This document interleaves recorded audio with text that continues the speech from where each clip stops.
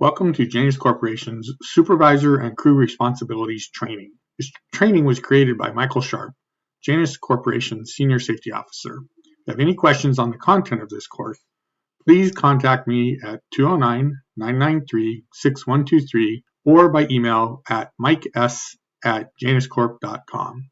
Janus crews are known for their attention to detail and for working a project in a clean and efficient manner. We understand the rules and we follow them, whether we're watched by a hygienist or the client or not. However, nobody's perfect. We'll discuss a project at the end of this training where our crew did not follow the rules and what happens when this occurs. When Janus crews do things well, following the rules, good things tend to happen. Most importantly, our crews keep their exposures to asbestos, lead, mold, etc.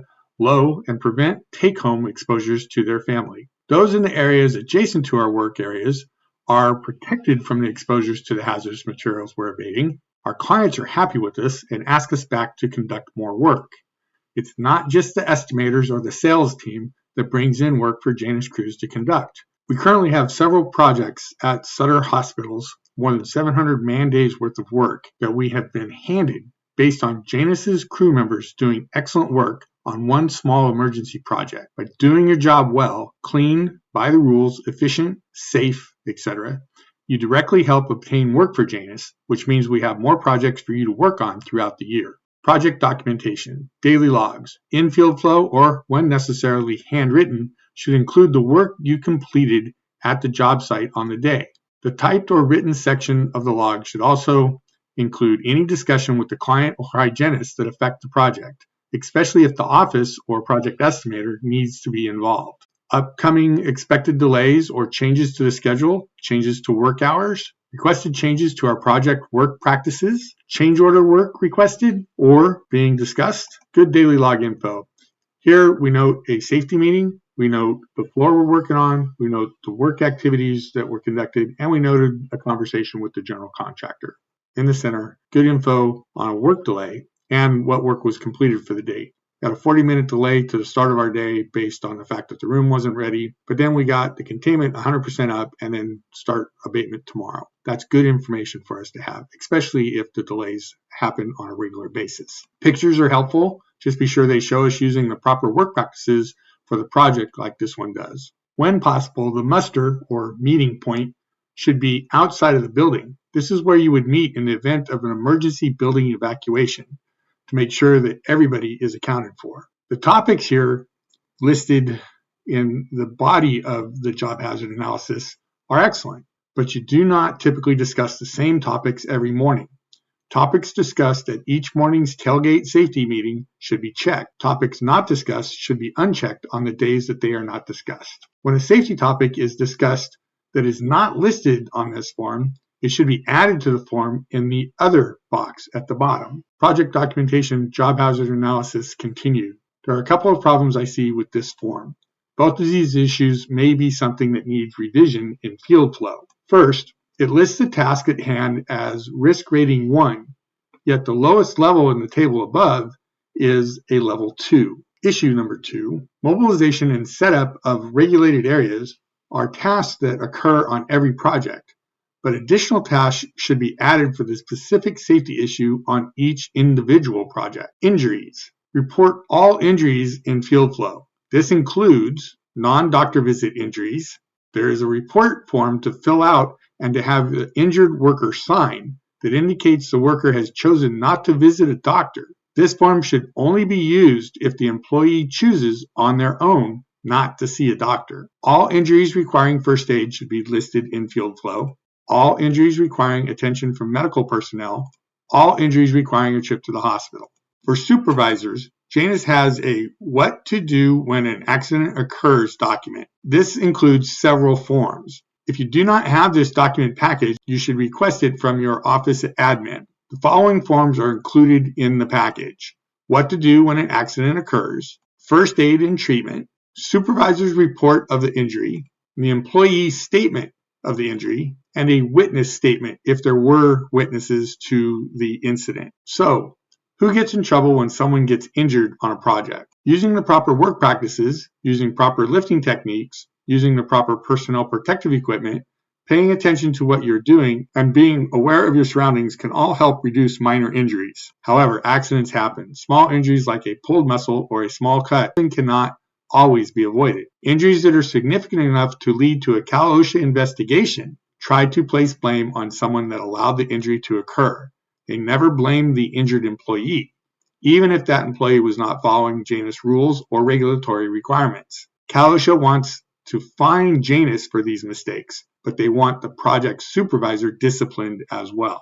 Note, any OSHA violation, even those that do not lead to injury, Cal OSHA looks to see if the employer has disciplined the project supervisor for allowing the worker or workers to violate the Cal OSHA rules. This is from a Cal OSHA citation. The employees were exposed to hazards and no disciplinary action was taken. The above statement from the Cal OSHA citation is telling Janus that we are in trouble because we did not discipline the supervisor on the project who allowed workers to be exposed to safety hazards. Janus is appealing this particular citation with the belief that on this project, while an accident occurred, there were no actual Cal OSHA violations. We will cover this citation. It will only become a violation if we lose our appeal in our annual regulatory compliance for Cal OSHA training. We will issue the regulatory compliance training later this winter, even if this particular incident remains unresolved. Janus work plans for each project. Most projects require Janus to write work plans that the crew needs to follow on a project. These work plans are often written by project estimators and they detail how we will conduct each task.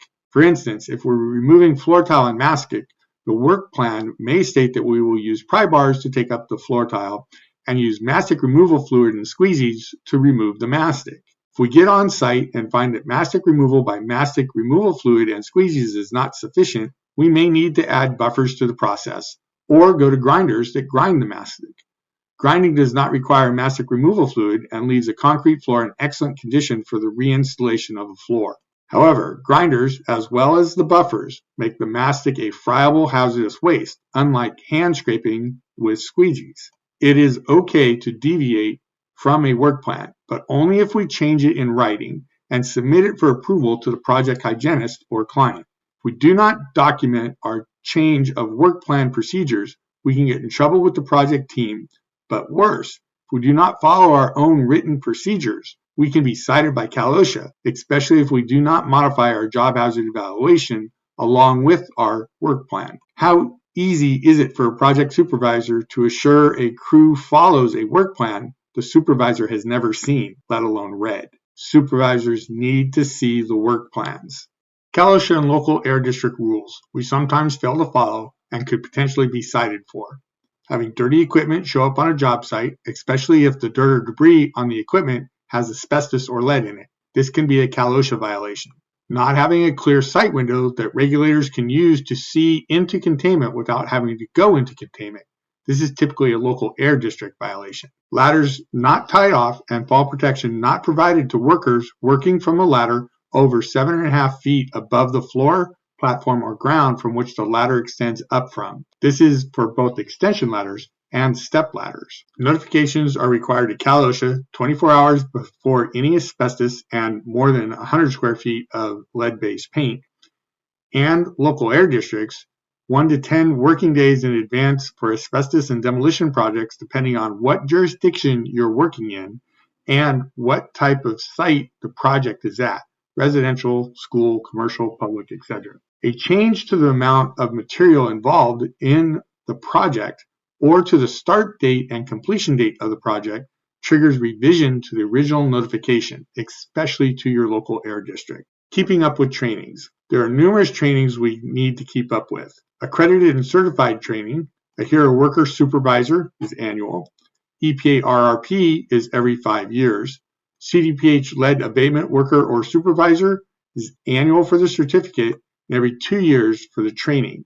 All are required to be maintained as noted above. IIPP trainings like the one you're taking now are required to be updated annually, though unlike accredited and certified trainings noted above, there is no regulatory penalty if you miss the annual renewal date, as long as you get it renewed as timely as possible. Future supervisor trainings. The plan at this time is for Mike Sharp, that's me, to start visiting each office 2 to 4 times a year. to hold meetings with supervisors from each office. These meetings will include issues like those discussed in this training, new safety requirements and new regulation that have or are soon to be issued, fit testing of respirators, especially our full-face negative pressure respirators with a port account, so that they can be used at a protection factor of 50 instead of 10, with which they are rated if non-port account fit testing is conducted, such as irritant smoke. Calibration of our rotometers for personal air sampling, and other stuff anyone wants to talk about. At the beginning of this training, I stated that we would discuss what happens when our crews make mistakes on projects. Janus crews do not always get it right, and that can bite us and our friends very hard. In the spirit of we can only improve if we openly discuss our mistakes, I'm going to discuss some of the mistakes we made on a recent project. It doesn't matter who the crew was on the project. We are looking to keep everyone on every job Janus has doing the work well. We need to do the work well, both to keep our clients and client contacts happy, but we also need to do them well to protect the health of our workers and their families at home. Workers were not clean shaven before putting their masks on this project. This is an OSHA violation, $600 for the first offense. If Cal OSHA cites Janus for a safety violation, they look to see if we discipline the supervisor on the project for allowing the violation to occur. Remember, from earlier in the training, if Janus gets cited for allowing a worker to violate Cal OSHA rules, Cal OSHA wants Janus to discipline the supervisor. Worse, if this becomes a repeated offense, it can cost Janus projects in the future, which means less work for everybody. A 3-stage decon was required to be set up with a shower unit, but showers were not taken. Worse, the decon was removed from the containment prior to the completion of the project. Not showering out when leaving containment that has specifications requiring the remediation crew to shower out can cause a stop work to be issued that often results in unpaid time off for our workers. Not showering out of a containment where a shower is required by regulations is a Cal OSHA violation, can cost the company money, and can cost our crews work. Worse, not decontaminating properly allows for the potential for workers to take asbestos, lead, or other hazardous materials home on their skin, in their hair, or on their clothing, potentially causing health problems for the entire family at home. Removal of the decon before the project was completed, or lack of use of a 3-stage decon at all, not only allows all of the problems noted here to exist, it's just embarrassing, especially since we were brought in so that this type of issue would not occur, as other abatement contractors had done previously. Materials scheduled to be reinstalled that were stored inside the work area were not protected from the work. This, too, is embarrassing. We're supposed to cover everything we're not removing from a work area with poly. If for some reason we do fail to cover something, we absolutely have to clean it before we ask for a visual inspection. We cannot simply spray encapsulant on it and think that will be good enough. The containment had no critical barrier on the door leading from the containment to the garage area outside of containment. EHS inspector for the client opened this door, not realizing it led to the outside of containment during the post-abatement remediation inspection, and discovered this issue. This simply cannot happen. Doesn't matter how this door was missed. If it was covered with wall poly before being sealed, then we did not set up our containment correctly. It is unlikely that our negative pressure on the project was sufficient and that this wall poly covering this door was ballooning away from the wall. This happens because the low pressure inside containment combined with the improperly sealed critical barrier allows air behind the poly, and that air pushes the poly away from the wall into the containment area. Properly sealed critical barriers will not have poly that is sucked off the walls and into the work area. If it was uncovered in order to conduct bag out, there should have been a bag out chamber installed, and the door should have been resealed properly afterwards. When the issues in the previous last 4 slides were brought to Janus's attention, Janus gave the explanation that no one stopped us at the beginning of the project, so we felt it was okay. Janus has a reputation for doing a project well, whether we're watched or not.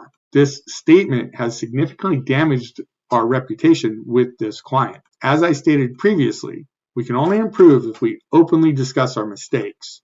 Use this as a learning experience. Avoid these issues and mistakes in the future, and we can turn this project into a long-term positive for Janus, despite the short-term damage to our reputation.